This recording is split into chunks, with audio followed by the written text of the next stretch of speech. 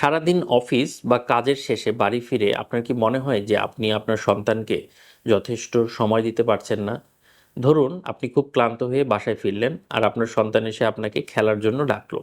কিন্তু আপনি বিরক্তি নিয়ে তাকে দূরে সরিয়ে দিলেন। এখন এই ঘটনার পর কি আপনার মনে হচ্ছে যে আপনি পৃথিবীর খারাপ বাবা-মা? একেই বলে প্যারেন্টিং গিল্ট বা অপরাধবোধ। মনে রাখবেন, আপনি একজন রক্ত মাংসের মানুষ এবং আপনারও ক্লান্তি আছে। যেমন একটি খালি কলস দিয়ে যেমন কাউকে পানি দেওয়া যাবে না, তেমনি আপনি নিজে শান্ত না থাকলে সন্তানকেও আপনি শান্তি দিতে পারবেন না। পারফেক্ট বাবা-মা হওয়ার জন্য একজন সুখী বাবা-মা হওয়া খুবই জরুরি। আপনি কি আজ আপনার সন্তানের সাথে কোয়ালিটি টাইম কাটাতে পেরেছেন?